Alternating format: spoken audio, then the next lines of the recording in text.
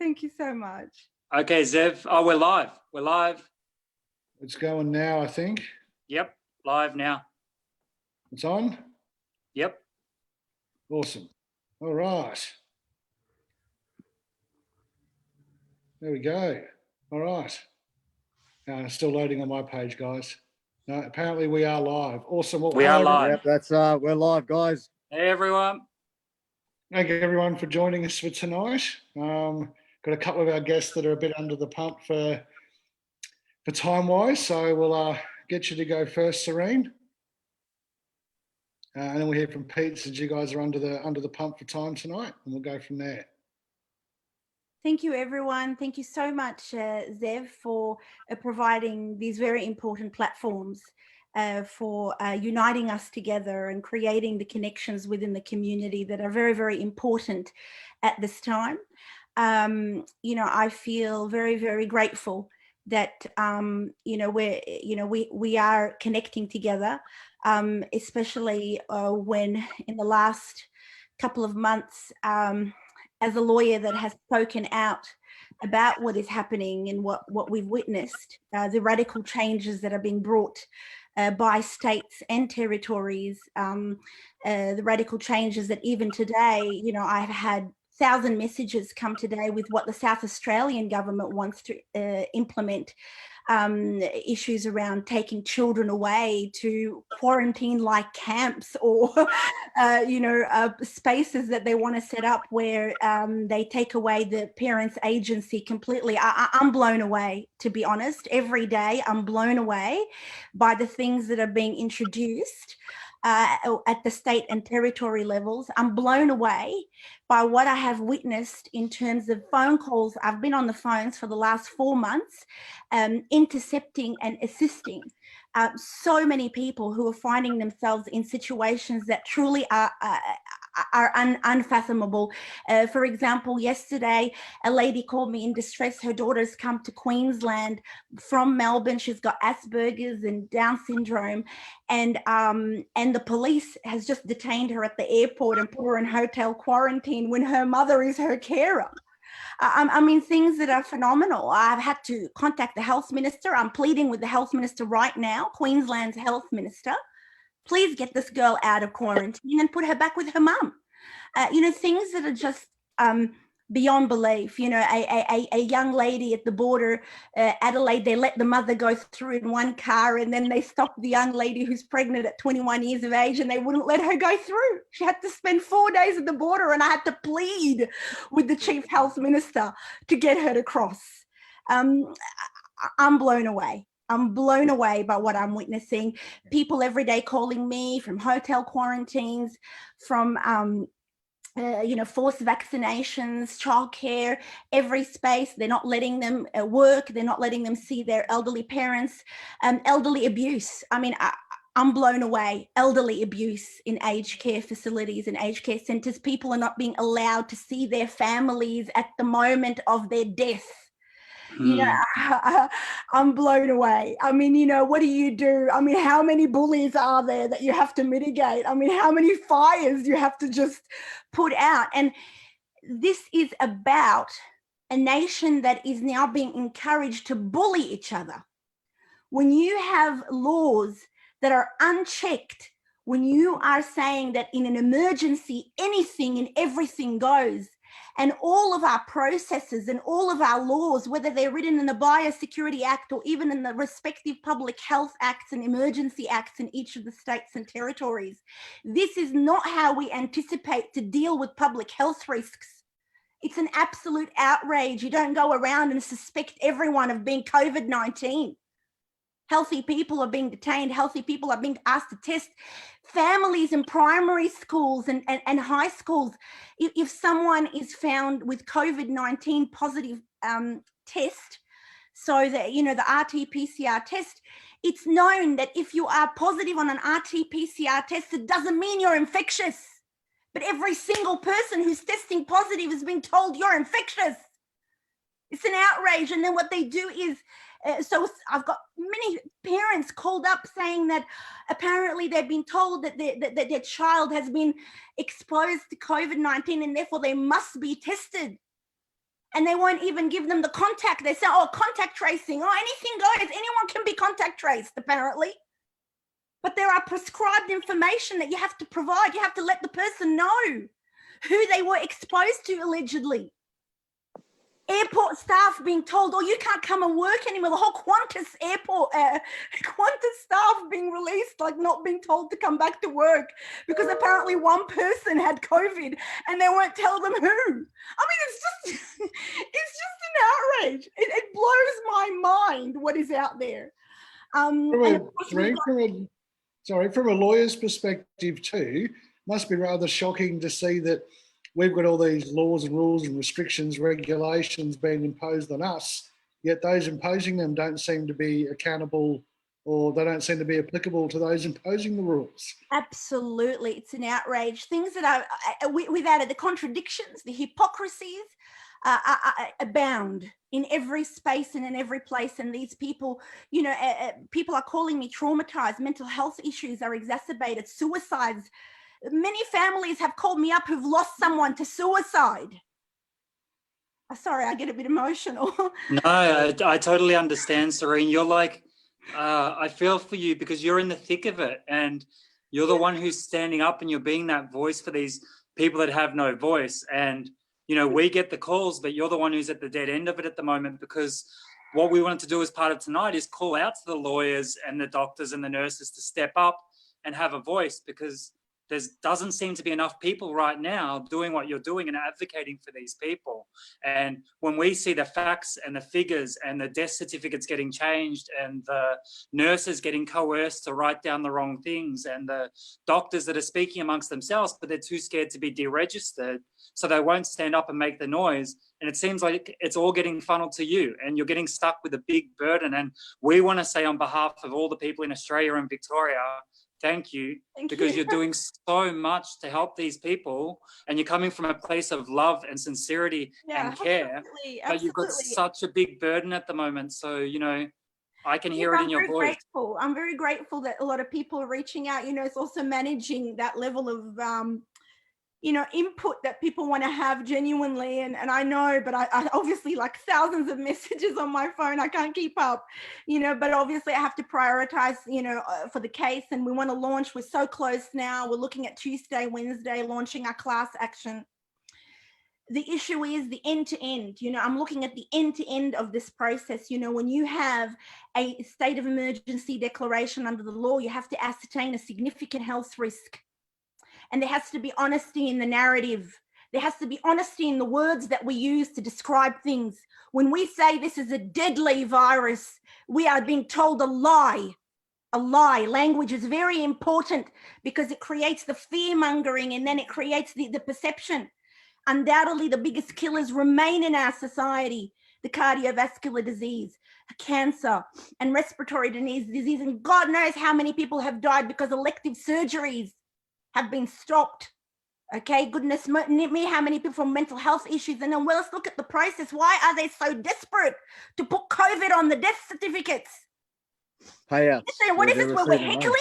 Are we in a heckling process? The doctors are heckling for COVID-19 to be on the death certificate when you've got comorbidity of diseases, terminal cancer, diabetes, or cardiovascular disease, when people have been suffering from these diseases for a long time.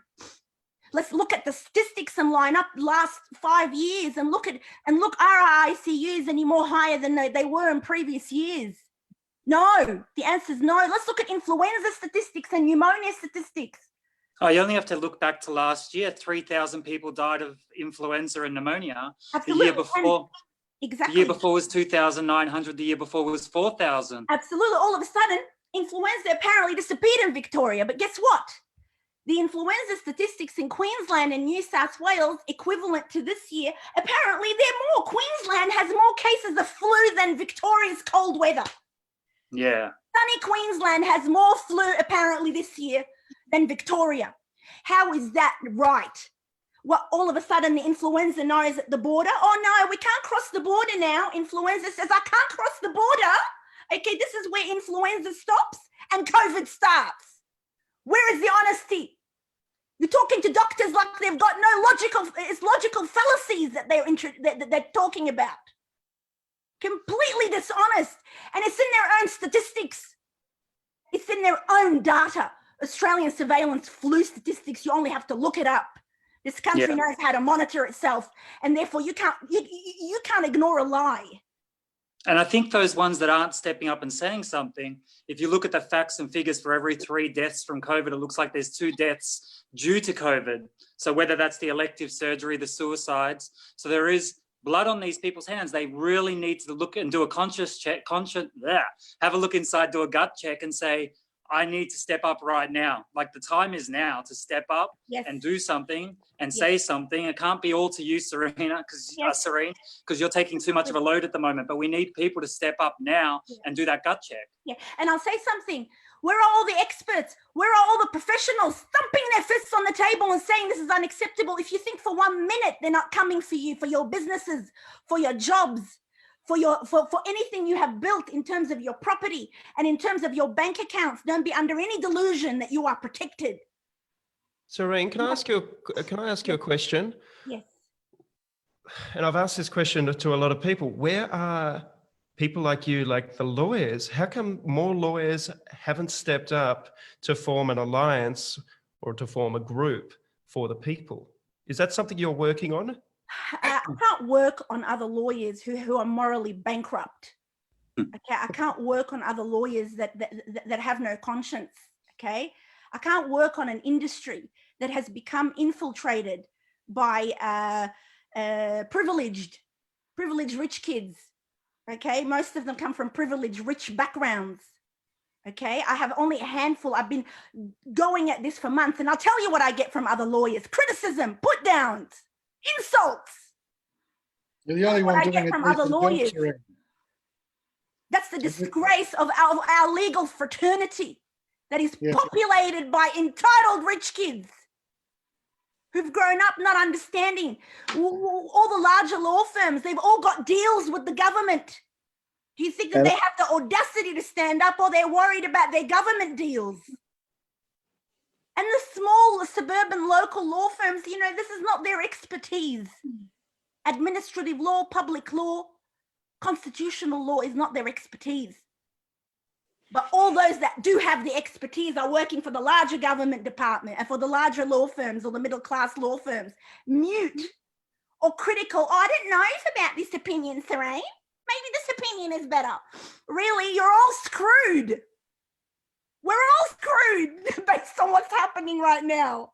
Yeah, because people don't want to open their eyes. It's cognitive dissonance. They're so upset about this. But, you know, I've been at it, investigative. I've been doing a lot of, not just as a lawyer, I've been doing investigative journalism in many ways. Gathering the data, gathering the information, looking at their own websites, looking at the end-to-end process. How do you report COVID? How do you assess it? Hospitalizations, how do you codify it? How do you clinically diagnose it? And then how do you report it at the death point? Yeah. And it is from the end-to-end process, it's corrupted. And this is by their own words. This is by their own information. And then you just have to look, as I said, match up the statistics. You don't have to be a genius to go work out something is not adding up here. And then when you have families, and you have Troy on the line today, and I'm his lawyer, you know, and you know, when you have families who've been traumatized with the death of a loved one, being patronized, being told COVID is the main death, the main factor, and the families are having to negotiate, going, no, that's not true. This is not true. And the doctors are like, no, I don't know. We think so. We think so. Yeah, I've heard that too, Serene. I've got a couple that have people in palliative care, two people that are wanting to talk to you as well. I'm sorry. No, and I want to gather this data. This is actually critical data, because when you declare a state of emergency, you're declaring it based on your death. Yeah. Now, even on the best case scenario that they've got a causal fatality rate. Now, what's a causal fatality rate? It's a rate that's calculated based on your diagnosed diagnosed with the listed human disease, in this case COVID-19. Now, we know that they're diagnosing wrong. We know that they're saying you're infected as soon as you get a positive test, That's not how it works. TGA and even their own information says you have to do it through clinical diagnosis, but their codification is saying right away, as soon as you get a positive, you're suspect COVID. Everyone is suspect COVID. Apparently, if you have a cough, you're suspect COVID. If you have a bit of sore throat, you're suspect COVID. What is this? This is encouraging all sorts of things, and let alone the empowerment of the police and the AFP and ASIO and all of these organizations. They're being empowered by laws to say that you can just enter homes and enter property and enter this and enter that. And they're choking and they're hating and they're coming at people and they're, it's just so disproportionate. But coming back to that end-to-end process, we've worked very hard to get the statisticians and the experts at every point, whether it's the RT-PCR test, experts in that, and the data in regards to the collection of how do you read those tests and what do they actually tell you. Codification, as soon as you enter the hospital, if you have COVID, you're given probable or suspect COVID. And that codification goes through. So, and then they say, even if you have another condition, even if you have a major comorbidity of another condition, or that you've been sitting in the hospital before all of this and you just happen to test as COVID positive and you die, they're going to put it on you as COVID death. Yep, Serene, we're a bit under the pump for time. Sorry, Serene. So my apologies, but as I No, said, you're right. Love the passion, Serene. It's great to see. We need more like you with that kind of passion, especially from the legal profession, as you so eloquently put, that are completely bankrupt and void of any kind of emotion or spine or balls to do anything about it. So I hate cutting you off there. I want to say one thing to the experts. Come forward. Come forward. You know who I'm talking about. To the experts out there. Stop being scared. Everyone is scared. Everyone is operating from a window of fear. Let go of your fear. Everyone knows. Everybody knows. Everybody knows. Okay? Leonard Cohen, the song, everybody knows. We all know it's a corruption to the extreme. Yeah. We all know it, everybody inside of them. I'm saying to the politicians, I'm speaking to the lawyers, I'm speaking to the experts, I'm speaking to the professionals, I'm speaking to the business people. Get up, do something. This is your fight. This is your chance to get up and take ownership of the fact that our politicians and our bureaucrats are morally bankrupt. They've sold our land to overseas interests, to foreign interests, Chinese government, transnational companies, CEPI and these overriding organizations, to technocrats, apparently that call themselves philanthropists. Well, I'm really hoping, Serene, that your passion rubs off on a few other lawyers. So if we do have some other lawyers watching this is what we want to see more of you lot. Yep. People with some passion and a spine. And take ownership, I'm not anti-vaccine. I'm because a lot of people go, oh, she's anti-vaccine, all of a sudden it's a write-off. I'm talking about our rights. When you have a ailment or a disease, you need to be fair in terms of your assessment of it. Okay, the laws talk about assessing it from a significant health risk. Because it is a significant health risk causing significant harm. Causal fatality rate of 1.38% is not significant. The law itself says you can't eliminate that risk. There's always going to be some element of risk. It's about management, but you don't go shut down an entire country. And not just that, you shut down the smaller businesses, the middle class businesses, but you leave the big businesses open. What is this virus thinking? Yeah, big business, I'm fine. I'm not going to attack small business. Yeah, no, that's where we're going to operate. Serene, yes. So we're under the pump time-wise. Yes, sorry, that's enough for me. Yes. Are on some solid time constraints. Again, love the passion and really hope it rubs off on some other lawyers. Thank you. No, Pete, you're under the pump and so's our anonymous artist. So I just want to hear from you guys quickly before we run out of time to hear from you two. If you can stick around. Thank you, Serene. We'll get back to you and love you to spread some more passion for the other lawyers. We love you, Serene. Thank you so much for being you, and I'm looking forward to many others joining the resistance. They need to step up. We need to step up. That's for sure. I won't speak for too long, but thank you for having me, and hello everybody. What can I tell you? I've had a background in food for a long time, and what I've seen in that industry as far as health goes is major corruption. We're all aware of it. In the past, we've seen our government health authorities have been in bed with multinational food corporations, and it's been exposed over and over and over again. We created a film called The Magic Pill a few years ago to share in some of that information, and we all know that that has happened.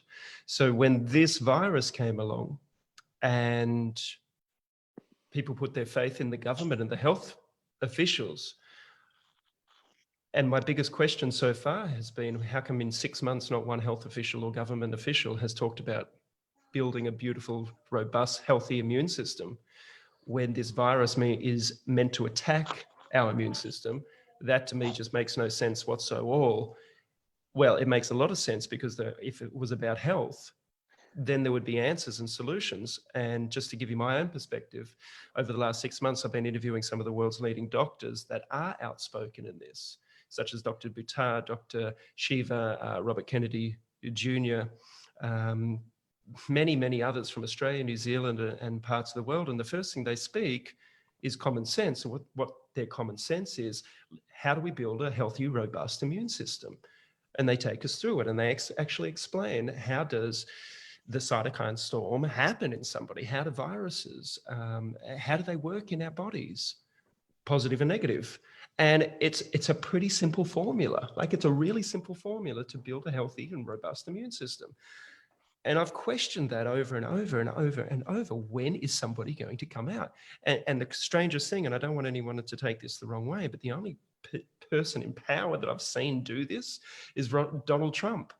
He's actually talked about zinc. He's talked about sunlight. He's talked about these things, and he's been ridiculed for them. But if there's so many doctors out there that know, functional medical doctors generally, because they have a greater understanding of health and wellness than the local GPs, and no disrespect to them, but it's just that they've furthered their education to encompass more knowledge in which they can help their patients achieve long-term sustainable health results. So in saying that, I'm still waiting for somebody to come out and say, hey, you know what, this attacks the immune system, so why don't we all look at reducing inflammation in our body, would be the first one, and look at the pillars of health that we can all, each and every one of us, can do today to be our best versions of ourselves. And that's been my message over the last 6 months, is to encourage people to be healthy, physically, emotionally, spiritually. And we all know when we're out of alignment, how do we bring that back to alignment? Because when we are physically, emotionally, spiritually strong and present, that's how we can change not only ourselves, but our environment, our community. When we're sluggish, when we're overtired, when we're eating the wrong food, when we're drinking too much alcohol, you name it, we're operating at a level or a frequency that isn't vibrant. So my message is, let's get ourselves into a position of empowerment in body, mind, and spirit, so that we can face each day embodied, so that we can think critically, we can think clearly, we can take the correct actions instead of reactions, plot a way forward in which we can move this narrative. Now, I've said, if everybody in the country switched off their news, switched off anything from mainstream, removed the fear, and exhibited their most authentic self, we would have nothing to worry about. We would have zero to worry about. And in fact, by doing that, we could actually change the health system in a couple of months. I've proven it, and people that I interview, we've proven it. We've helped hundreds of thousands of people improve their health through some simple methods. Now, the reason that I do not trust our health officials, and I'm very open about that, is because this information isn't a secret.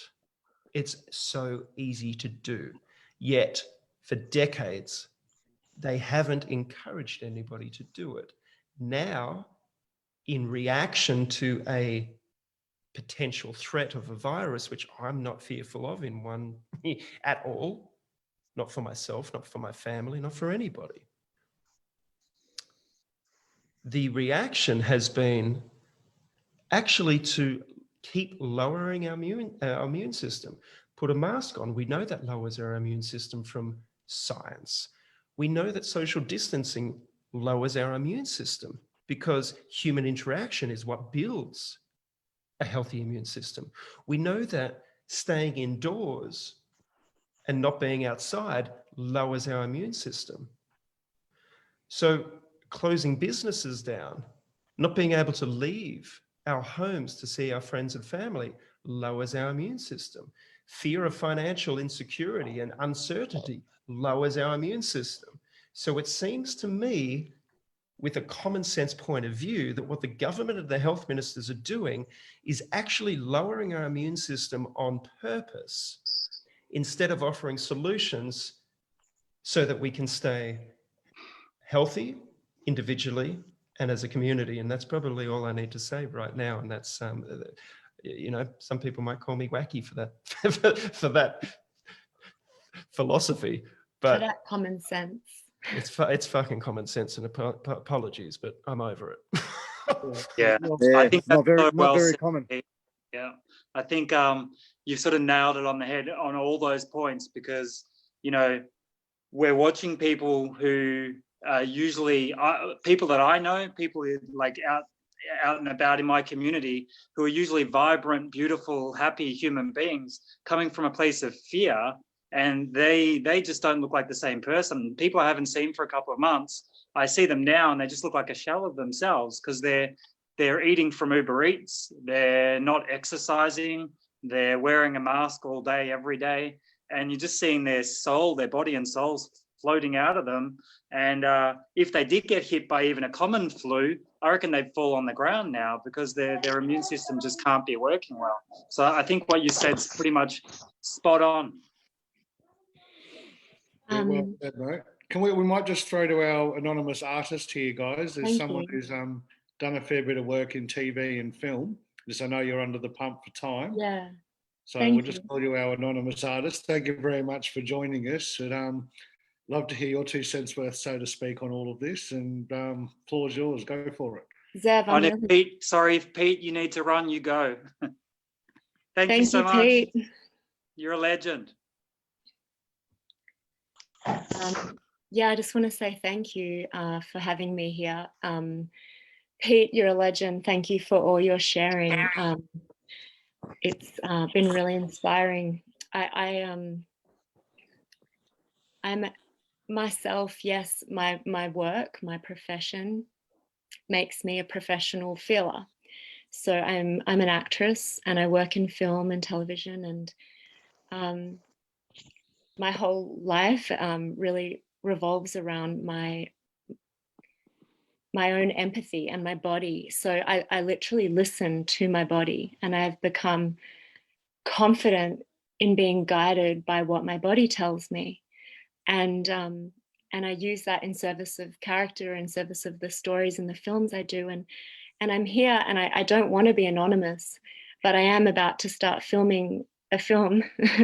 And I do need to be careful about being outspoken, because you can get dropped from charities, you can lose campaigns with car companies, all these things happen, like at the drop of a hat. And for having, which have happened to me in recent times, for speaking out. So I feel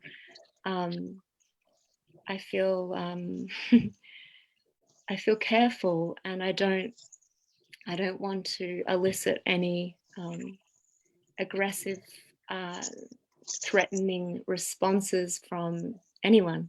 But I feel 100% called to speak to this topic, because this topic, what is this topic? It's about speaking the truth and shining a light on the reality of what's really going on. And deep in my heart, I I give everything to believing in the good in humanity. I've thrown my hat over the fence. I believe in humanity, and I believe that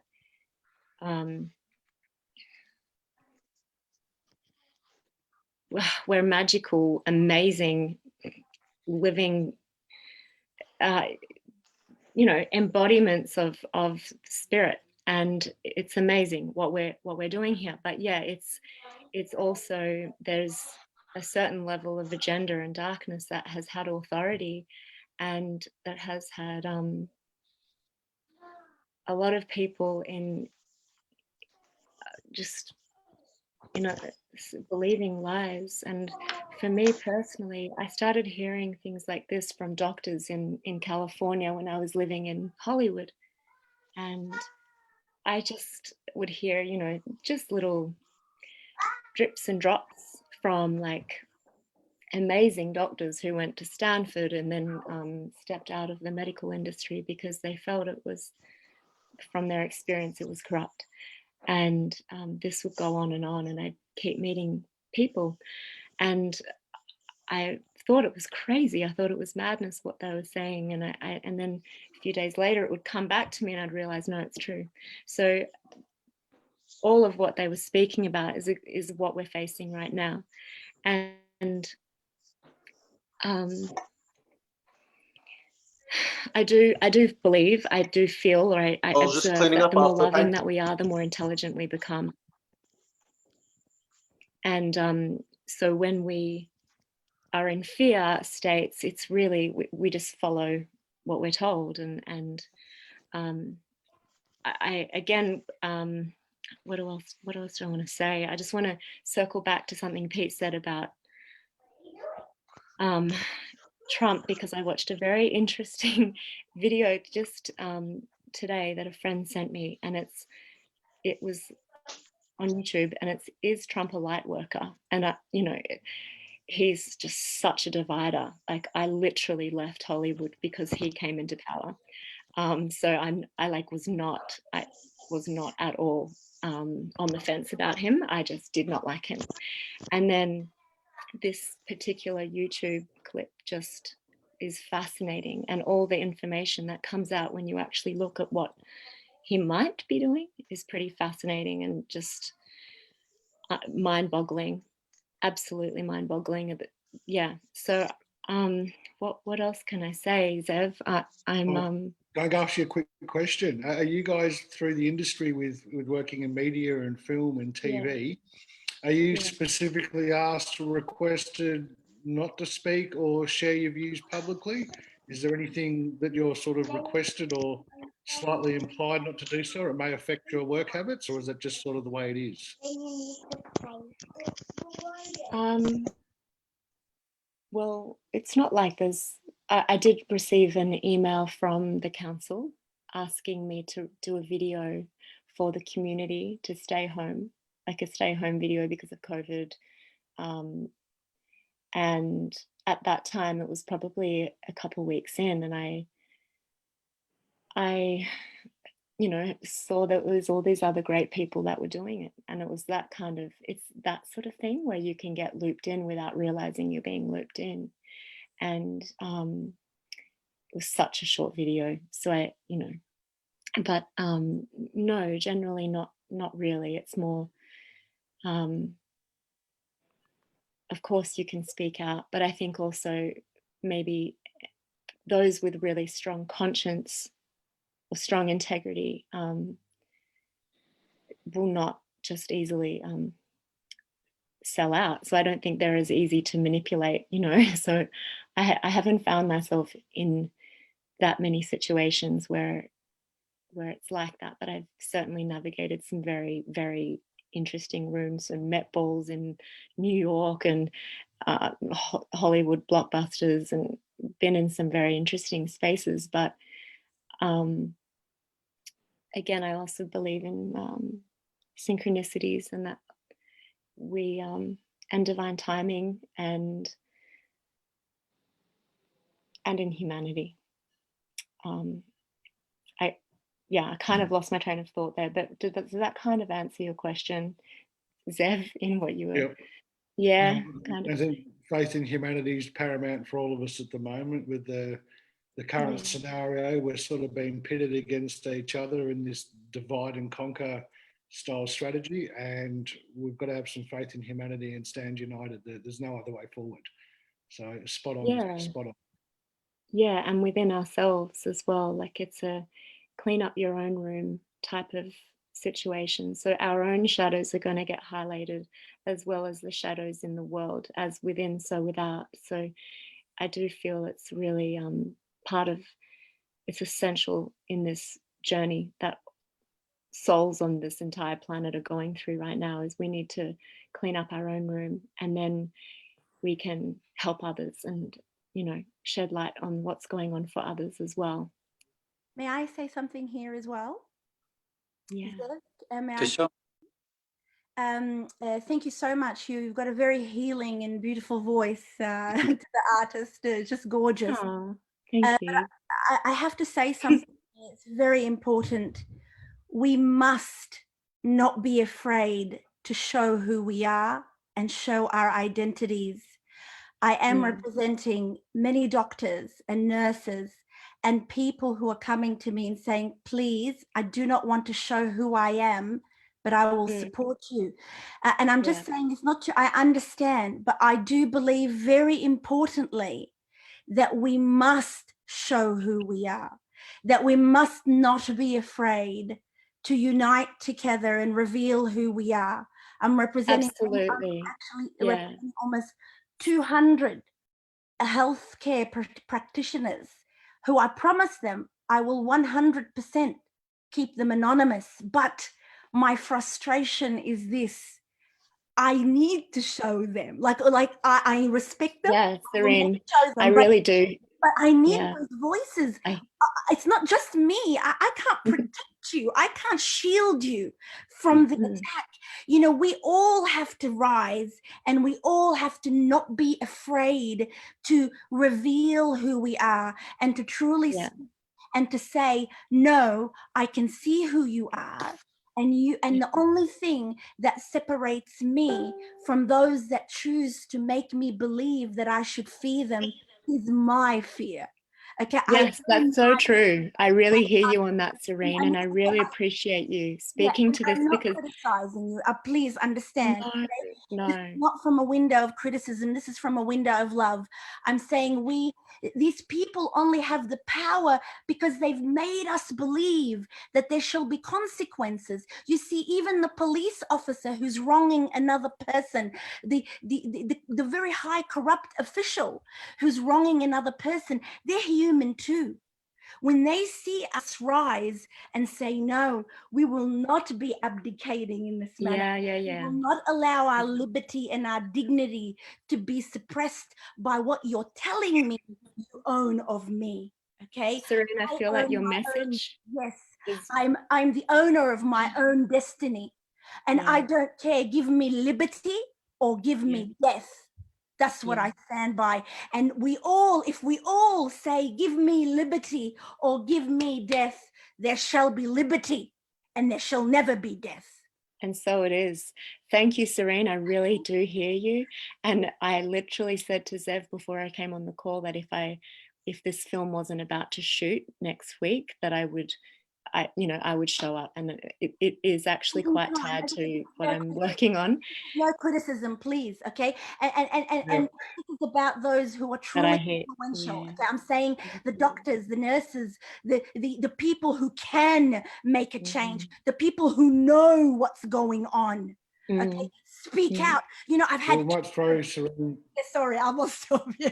I'm freezing up. And I have to say, I'm so sorry. I have to leave. I love you all. Thank you. Please join the class action when we launch on Tuesday. Love you, Troy. Okay, I'll speak to you guys soon. Thanks, Serene. Bye-bye. Right, thank you, Serene. Lots of love, and to you. I was just gonna put out one thing that I've picked up over this last week, and that's I don't know if the artist formerly known as someone else wants to talk about it as well, but we're getting a lot of comments. What's happening is in Victoria in particular, there's a bit of an upscale at the moment. So the fear factor has gone through the roof. I tend to talk a lot about the similar things coming from a place of love, vibrating at a high level. Because we're going in and out of lockdowns, we're sort of on a roller coaster. So we're up high, then we drop low, come up and drop low. And what it's done is it's inbred this feeling of helplessness within the community. And the people that I'm talking to just want people to stand up for them. And I totally understand where you're coming from with the film coming up and everything else as well. And there are a lot of people that are sort of speaking up in the background, and they will come out and talk when they're ready, when it fits into their lifestyle as well, because we all have to be mindful of our jobs and our livings and everything as well. And I think one of the big concerns that people have is about vaccinations. We've just been talking about it in the last week. They're looking to put vaccinations into some of the nursing homes around Melbourne. And I think vaccinations are a thing that people get scared about, because we want, as a community, and Serene was kind of touching on it before, with anything, vaccinations, 5G, anything like that, we want to be able to have pro-choice. It's not about anti this or yes, we'll do that. We want to be able to make choices in our life. And I'm guessing, when I go back to you, the artist, you're about that kind of thing in your life as well, that people should be able to have choice. Yeah, absolutely. But it's a given. Yeah. I might just, guys, because we're pumped for time to not draw this out, how much time have you still got, artist, or are you on the clock at the moment for us to come back to you? I've probably just got another few minutes, but you Right, probably want to just speak more with the nurses and the doctors, right? Well, I'm just going to say we might throw to our lovely nurse X that's been very patient and waiting, particularly with Matt touching on the vaccines and stuff. We'll get to you very soon, Troy. Sorry to have you on. And if you've got anything you want to say too, Troy, just pipe up, mate. And you've sat there very quiet and patient. Yeah, I'm just happy to listen. That's no problem. All right. Well, look, Nurse X, do you want to do a little quick intro? We'll go with our Master Agent X up the top in a minute then as well. But might go to Nurse X if you can unmute yourself and just do a little bit of an intro and fill us in on some of the info you were filling me in on when I spoke with you a couple of nights ago.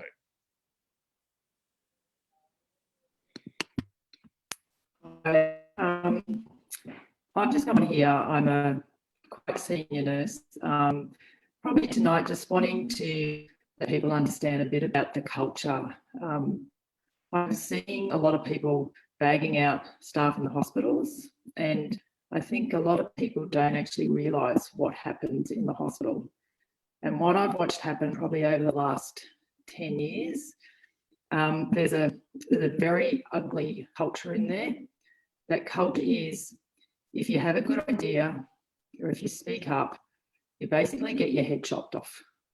I'm seeing a culture where nurses who are maybe a little bit outspoken, nothing radical, are getting pushed out of jobs with no references and actually being pushed out of the profession. It's pretty nasty. We are trained from an early age not to critically think, which is pretty scary when you think about what we do. When it comes to vaccination, we have no training. We are told basically it's necessary. People who refuse it don't know what they're talking about, and that these children will die if you don't have it. There's no training. There's no training on the side effects. We don't even know how to educate people on the side effects when they're vaccinated. Do I see vaccination reactions? Oh, yeah, but we're not allowed to talk about it. The other thing I was talking about the other night that people don't realise is PCR testing. So people are under this false impression that PCR testing tests for a virus. So things that you need to know are, one, this virus has never been formally identified. So basically, you can't test for something that's never been formally identified. The other thing is how PCR testing works is it doesn't actually test for a virus. It tests basically for a trace of the DNA left behind from a coronavirus. The maker of the test is quite clear when he says this is not to be used for diagnostic purposes. Now, we've been using these tests for several years now for viruses. I've never been instructed to use them in the way that we're using them currently. We're actually causing trauma to people with the testing. I'm not sure, Zev, is there anything else you really want to talk about? Well, yeah, a little. I wanted to touch on PCR testing, certainly. How you guys are taught with the vaccine, the stuff you were filling us in on the other night about nurses being shut off and speaking to each other. Maybe a little bit about how that culture is starting to change amongst the profession, and the fact that you guys who are trained in ICU, etc., aren't getting. You guys aren't getting shifts. And if we're in a pandemic, you'd think they'd be putting more of you on, not sacking you for your views on social media. Yes, well, we are warned not to speak. We are warned we will be counselled. I'm ICU trained. I have not had a shift for 4 months, and I'm in Victoria. So I have lots of colleagues in the same position. The general public are under the impression that our hospitals are overwhelmed. I have never, ever seen our hospitals as quiet as they are now. Within these hospitals, you could be working side by side with people who agree with you, but you would never know because you know not to ever talk about it because it's divided. You never know who your friend is and who your enemy is. Even though we have casual banter on a daily basis, you cannot voice these views. If you question vaccinating an unwell child, you are automatically called an anti-vaxxer. You learn to go about your job and to not say anything. People are under this impression that nurses are free to speak. They're not.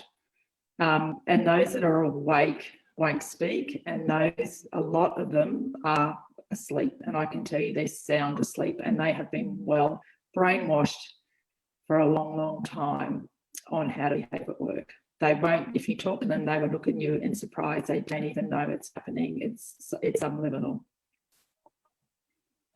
So I'll hand over to Zev. All right. Well, thank you for that, Nurse X. Well, if you're sticking around, we'll come back to you for a bit. Zev, can I just butt in for 1 minute, just while we're talking nurses? Sorry, guys.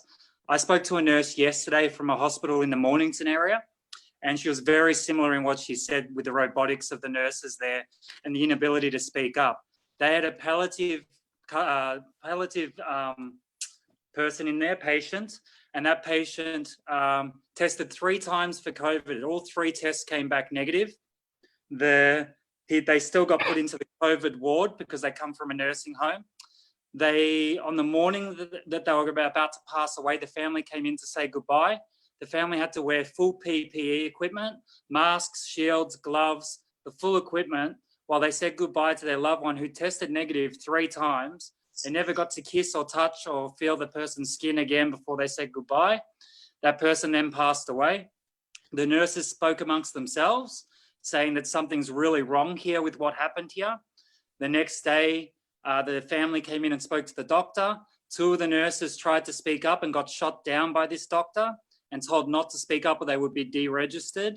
And this nurse is just too scared to speak up at the moment. Again, probably going to go through the Serene route, but it goes along with what Nurse X said. There is a lot of fear out there for speaking up. There's a lot of that cognitive dissonance that they're stuck in this culture of doing everything in a certain way. But what I want to say is don't be fearful of speaking up, because if you don't speak up, and it's a horrible thing to say, but you really have these deaths and these blood is on your hands. You need to find that voice to come out and speak now. Yeah, just to our Nurse X, you guys, you must see a bit of this sort of stuff in your industry and where you work as well. Yes, and I've had a little bit to do around some of the testing, and I won't go into any detail. Identify me, but what is happening in there? There's a lot of lies going on.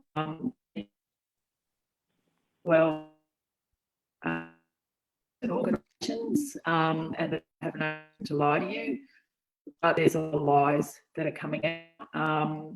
These are government organisations, and they are sticking with the government narrative. So Is this to do with the comorbidity rates as well, as we talked about the other night?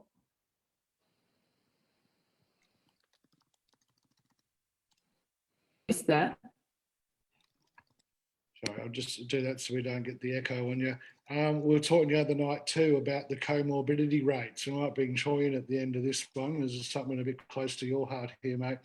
But Nurse X was filling me in a little bit on the morbidity rates and the comorbidity rates and how these numbers are being fudged quite heavily. If you wanted to just enlighten us a little bit on that, Nurse X.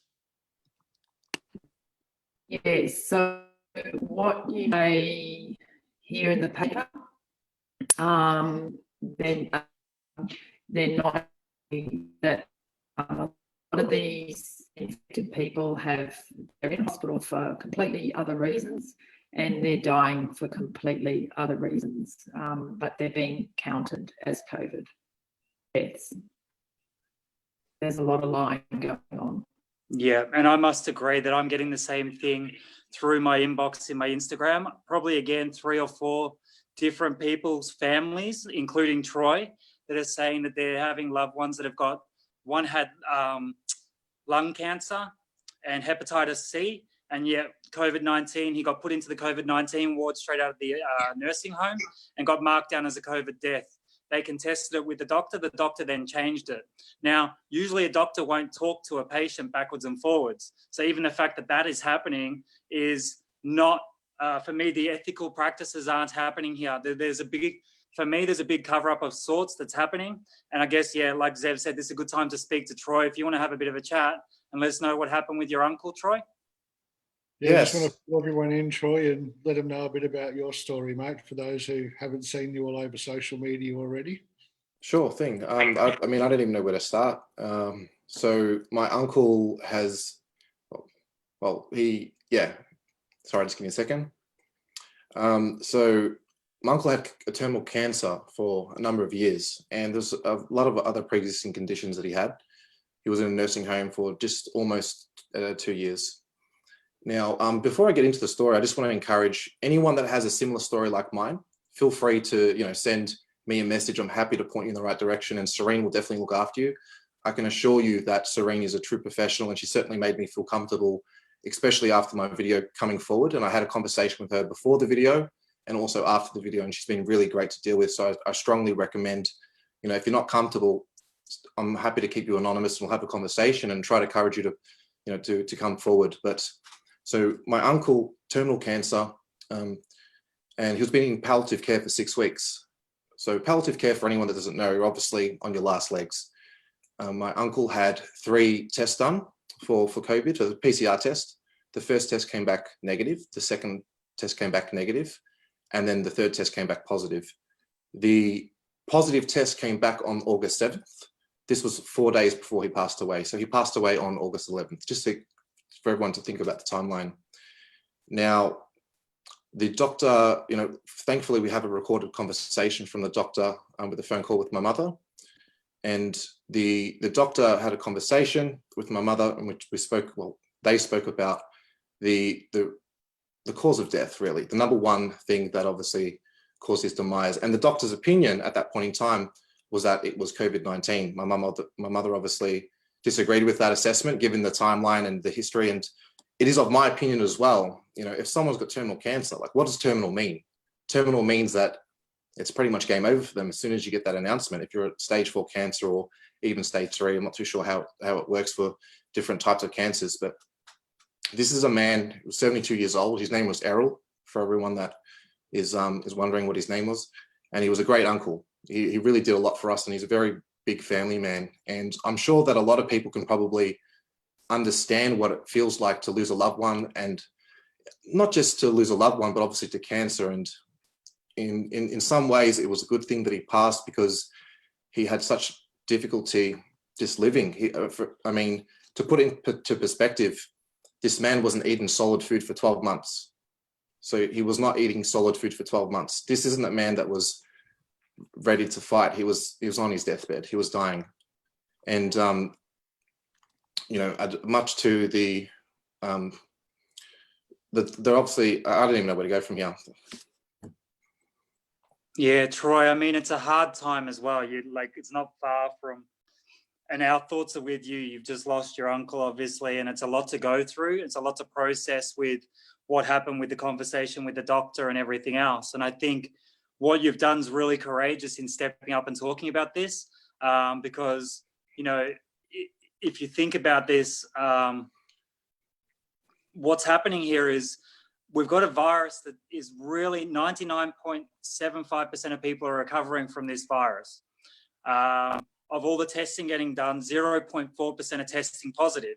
But when they find someone positive, they contact trace that whole area to get as many tests done as they can to fill this narrative in, to do the lockdowns and the masks and everything else.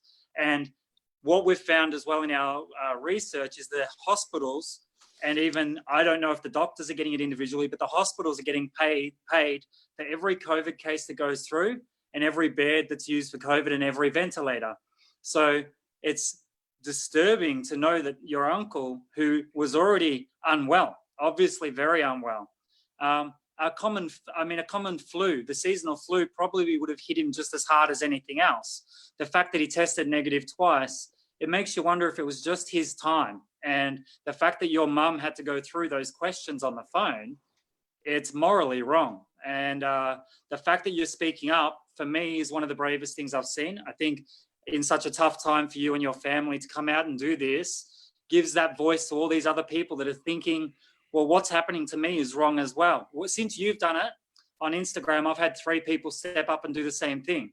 So, and we're going to get them in touch with yourself and Serene, and the action will happen from here. But what I was hoping tonight is that we can encourage other people who watch this, who think that something's not quite right, like what happened with you, to step up and speak as well. Definitely. And I also want to make it clear, this is an interesting fact. So tested positive on the 7th of August. My mother got a phone call on the 8th, so she's the power of attorney as well. Now, with this phone call from the head nurse, she was told that my uncle was asymptomatic. So I find it very, very curious for all the listeners that, a man that has terminal cancer, this is lung cancer, by the way, so obviously respiratory issues. So you'd think that COVID would, if anything, like logically, would be an issue for a man that has cancer with a compromised immune system, wasn't eating solid food, 6 weeks was in palliative care. This is a man that was asymptomatic. And I find that concept very difficult to believe as well. Yeah, there's definitely big holes in that narrative. And I think, as you said, people hopefully will get in touch with yourself, myself, and we'll funnel it through to the right places. And again, I just wanted to thank you, Troy, for speaking up. I think it's, as I say, very courageous. And I hope you still find the time to grieve with your family and, don't put too much time into it, but we're all here for you as well. I appreciate that. And I also want to quickly say that, I was very, very nervous to come out and do that video. And I can assure you, to anyone that might be listening to, might be considering doing the same thing, I felt so much better for doing it, because it wasn't just about, my mother, my family. This is about all Australians and about what we're all going through. And I'm for the people that don't know, that I'm in Melbourne as well. So obviously for the Melbourne or the Victorians, we're in phase 4 lockdown, and it's important to get this information out for people to understand what's going on and that you're not alone. And I'm scared, but I still did it anyway. And I think it's important that we all support each other, and I'm prepared to support anyone that wants to stand up and that wants to share their voice and have a strong voice, have a loud voice, and have the courage, because courage, in my opinion, is an act of really doing something when you're scared. And I certainly was scared the other night. No, it's amazing. Thanks, Troy. Back to you, Zev.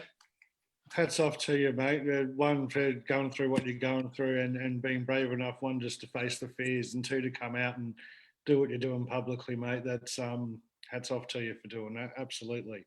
Thank you. We might throw over to our Agent X, who's been quietly waiting and cleverly disguised and hooded up here. Just a bit of a rundown for you guys. Agent X is a bit of a military background. He'll fill us in on a few of his observations. He's down in Dictator Dan land, otherwise known as Melbourne at the moment as well. If you just want to share through there a few with us, mate, some of what you've been noticing, maybe like you're talking about before from your training, what you've noticed with the aircraft, other activity, and what you're seeing and noticing. The way you were talking earlier, mate, about the way you're dealing with it, you're trained for this. Yeah, definitely, mate. It is- So Zeph, thank you very much for reaching out to me and getting me involved in this. A bit of my background. So I served for 10 years in the military. I've had 2 tours overseas in Afghanistan. So I'm well aware of military tactics and the type of warfare in regards to psychological warfare and propaganda. For me, it works on both levels. It's 50-50 emotional because of my background, how I grew up here in Melbourne, Victoria, and also because of my background in the military. So I have a very similar situation and a story to Troy with my grandfather. He passed away during the first wave, and same thing. He was used as a guinea pig. They tried to treat him as a COVID patient. We had to go there on his deathbed and wear full PPE gear. And they used him as a guinea pig, just nasal swab after nasal swab. And it felt like they actually wanted him to be positive for COVID to push that agenda. So right there, it hit the suspicion button for me. From there, I started doing a little bit of research on how the virus originated. It said that it came from a bat, or there was a possibility that it came from a lab in Wuhan.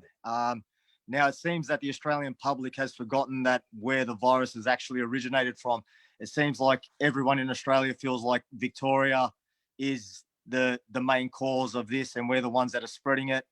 And just to go back on what was occurring in the world events, Iran was currently going through riots. Hong Kong was going through riots. Italy and France were going through riots. They had the yellow shirt movements. And then once this pandemic came into place, it all stopped. So obviously it turned quite political. Also from there, when the sorry, That's mate, spot on. 2019 was the biggest year of protesting ever in the world. So you're really spot on with that narrative as well. So yeah, just once I started seeing that people actually standing up against their governments and wanting a change, then that psychological fear just came in because the government came up and created this scamdemic or whatever they wanted to use just to scare the public into saying, hey, they've hit you on an emotional level. Everyone is a possible. So it's a silent war. There is no more combat war. It's not a physical war where people are walking down the streets with guns or they're dropping bombs on the streets. Now it's a psychological war. You know, there's a silent enemy. There's this silent killer out there where now everyone is the enemy. Your family, your friends.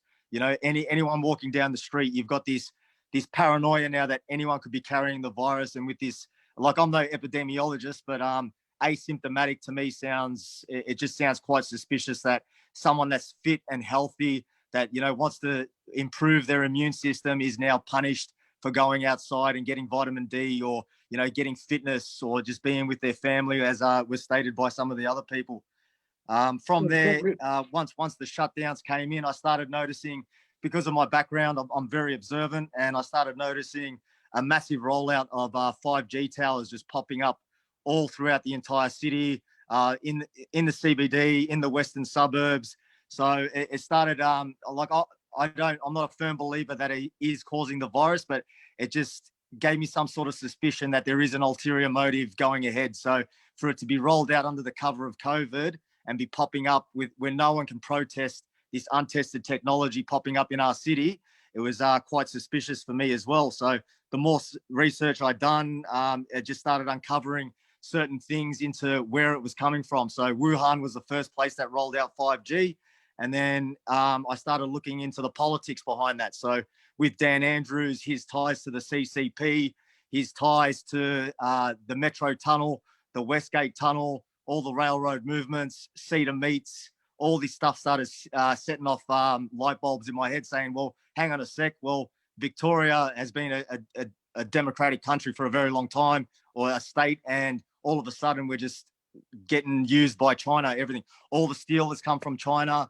John Holland was the contractor that has been employed to do the Metro Tunnel and the Westgate Tunnel. And they were actually purchased by a Chinese company back in 2015. So right there, that's more suspicion. And also the steel that was used in these tunnels was from China. So if you're looking at what's happening in China right now, the Three Gorges Dam, they're all collapsing due to rushed materials and rushed labor. Also, it's quite a concern. Are There's you noticing too, mate, sorry to cut in there, but from the military chat, you guys are obviously trained in strategy as well as various other tactics. Are you That's seeing correct. a bit of the divide and conquer strategy here on the people, so that there is, you know, the government powers that be don't have to do the fighting, they're pitting the people against the people? Exactly right. So divide and conquer. A lot of people forget that this is not just Australia. This is a worldwide pandemic. It's not just Victoria that is in a state of lockdown or in a state of pandemic. I think that a lot of people are very naive, or a lot of people have never read a history book in their life. They forgot about the Holocaust and how Hitler was able to achieve what he did with the Aryan race. It was a propaganda campaign. He bombarded the Germans and just telling them they were superior. They were superior. He used radio. He used pamphlets. He used speeches. And this is what I see right now. Our government, what they've employed here in Victoria, especially through the CBD, you can't go anywhere and escape it. There is posters everywhere. Every time you turn on the radio, it's COVID. Every time you watch the TV, it's COVID. Every time you walk into a shopping center, they have maintain your social distancing. This is COVID, COVID. And this has been going on for 6 months. The brainwashing it's just absolutely phenomenal right now. And people don't realize that because they are living in a state of fear. We have Stockholm syndrome.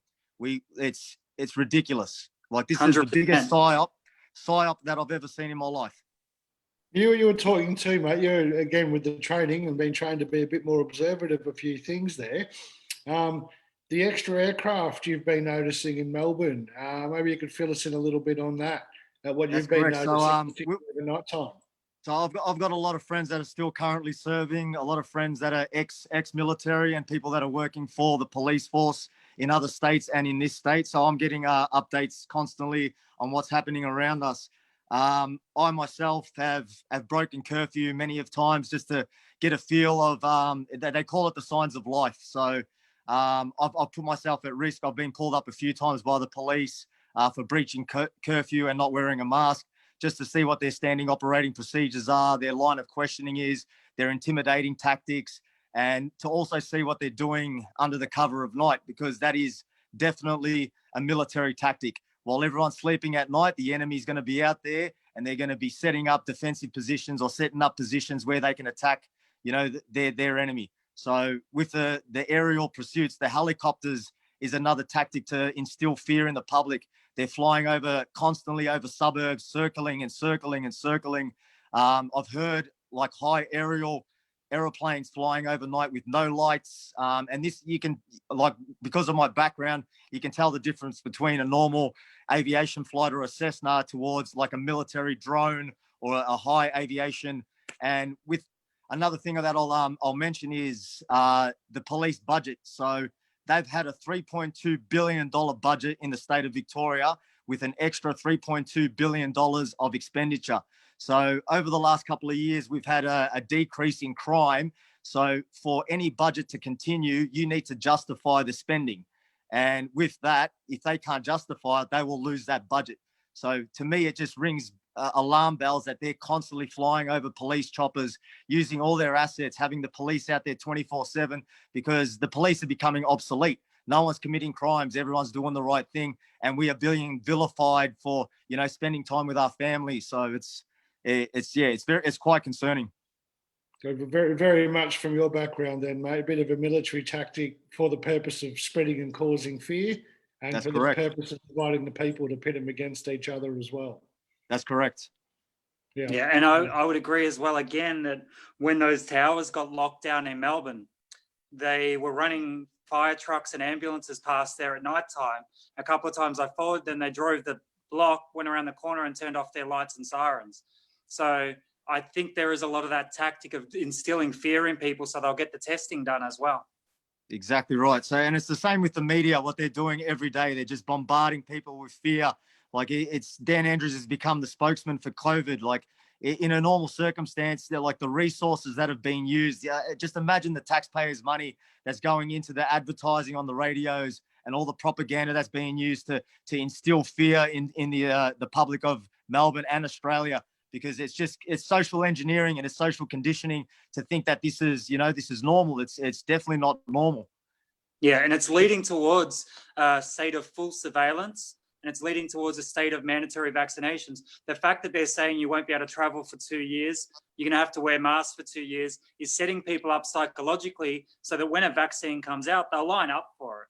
Exactly right. And people have actually gotten quite upset with me that I've compared the Australian Defence Force and the Australian Police Force or Victorian Police Force as Gestapo. And I've read a lot into history of their tactics and what they do, and it just goes hand in hand. It's crazy.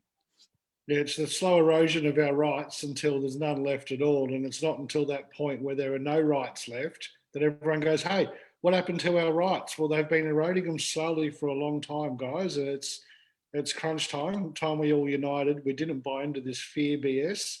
Exactly. And it's so un-Australian to rat out your mates. You know, you're meant to be, like, I served for 10 years. I fought overseas for on 2 tours, and that's mateship. Was you're in the trenches with your mates, you know, the Anzacs, the traditions, the rats at Tobruk, the diggers, that mentality, that mateship, that, you know, you're there to stand by your mate regardless of season, weather or terrain. And right now they're turning us against each other.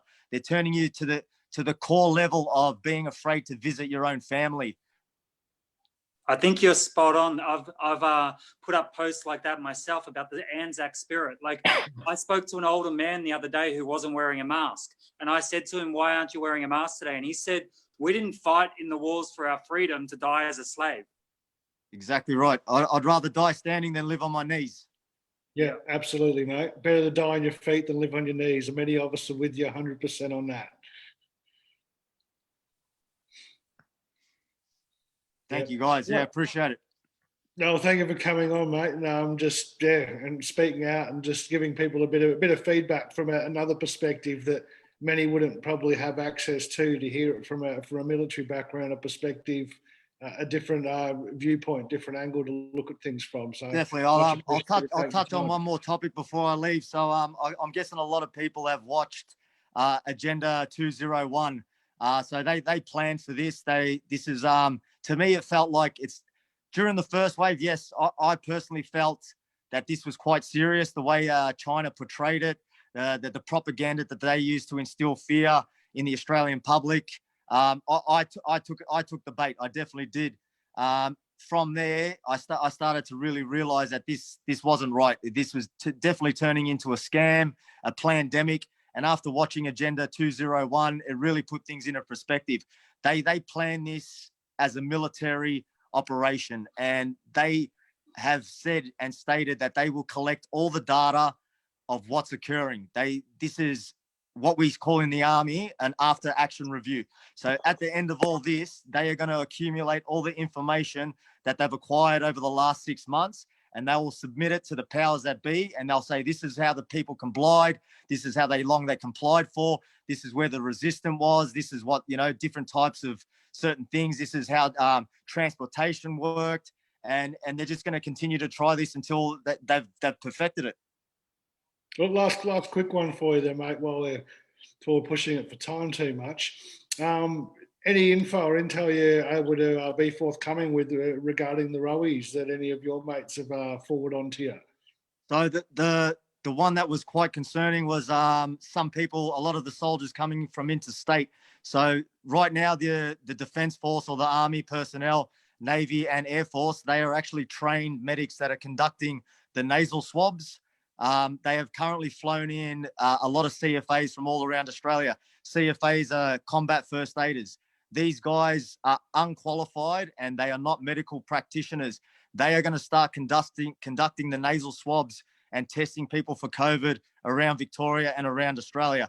And also these medics in Australia are quite concerned about these combat first aiders flying in without the qualification, conducting these nasal swabs. Yeah, and our ROEs that you guys have been all at the moment. So the rules of engagement at the moment, they're unarmed. So they're just here. What an ROE is? So ROE is a rule of engagement, and SOPs is standard operating procedures. So every soldier's briefed on this before they deploy. So they're currently under the Operation COVID Assist, and they've been directed to just assist the police force. They haven't been given any directions to detain or restrain anyone, but within my experience, these ROEs and SOPs can change overnight. All they need to do is receive a set of orders, and within overnight, they could be armed and patrolling the streets and restraining families and conducting mandatory vaccinations. Well, there you go. So a bit of inside intel for everybody. And MJ and Sergio, these mates of yours, are they?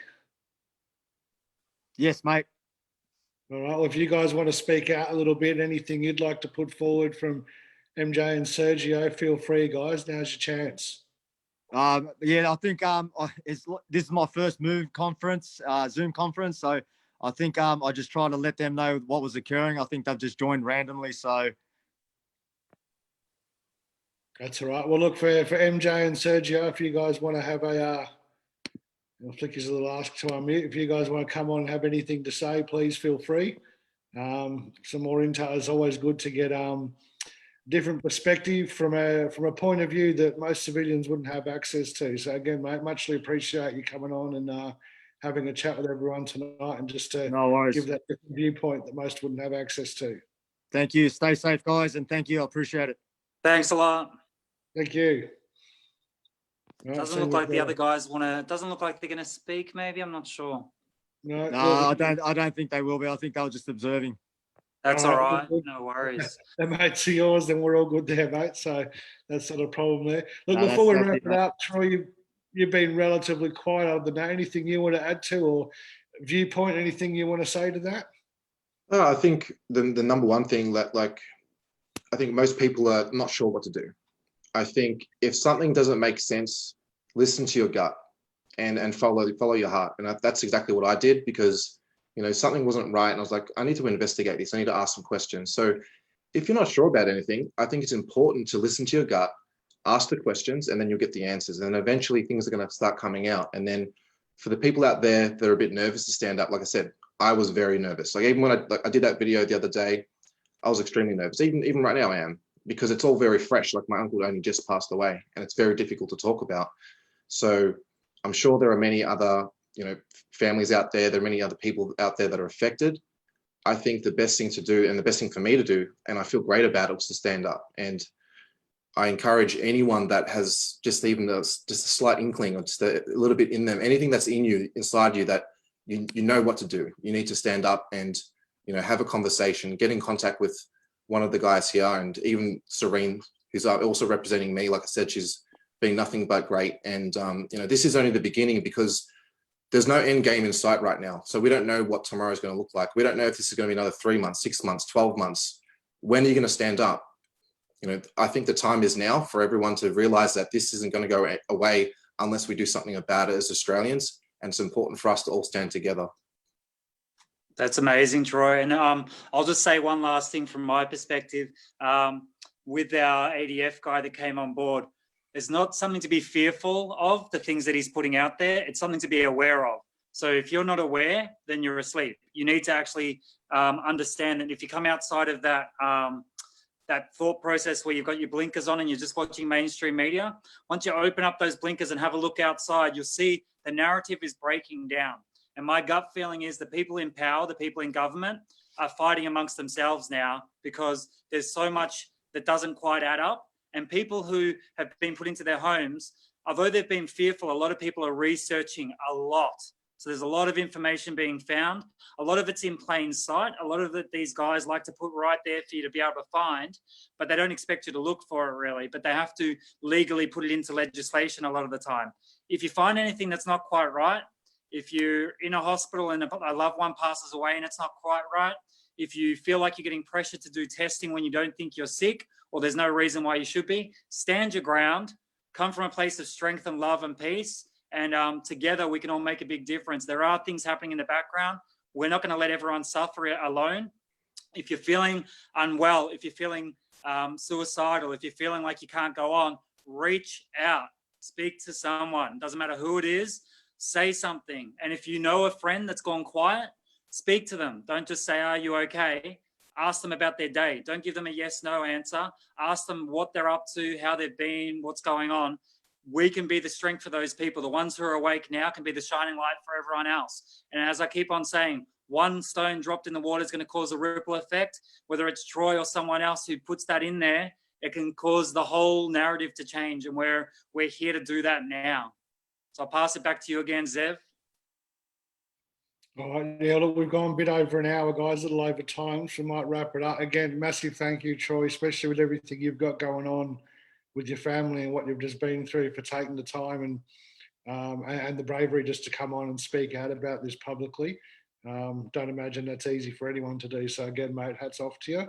And just for everyone else watching, guys, look, together, united and without the fear, that's the only way forward from here. So if we're not giving in to the fear, there's loads of us out there happy to support people who want to come forward and speak out, provide a platform for that. Again, big thank you to Pete, to our anonymous artist, to our Nurse X, our military friend that came on as well, just to give another perspective. And all the other guests that have come on, just everyone who's put their 2 cents worth in. And Serene, of course, your passion is amazing, Serene, and I really hope that that rubs off on a few more of these morally bankrupt lawyers. I know there are some good ones out there, but guys, where are you? We need you. And let Serene's, she's blazing a trail there for what lawyers should be doing. So just, again, massive thank you to everyone for coming on tonight, sharing your info and your stories. And again, Troy, speaking from the heart, mate, with everything you've been on, just much appreciated. Yeah, Thank love you you, for the Troy. opportunity. Thanks, mate. I really thank you guys for the opportunity. All right, look, thank you, guys. It's been a pleasure. We might call this one a night as we've gone a bit over time. And again, thank you to everyone that came on and joined us, and to everyone for watching, supporting. I'm going to have a look at the comments in a minute. And just, yeah, again, big thank you, everybody. United we stand. It's the only way forward, guys.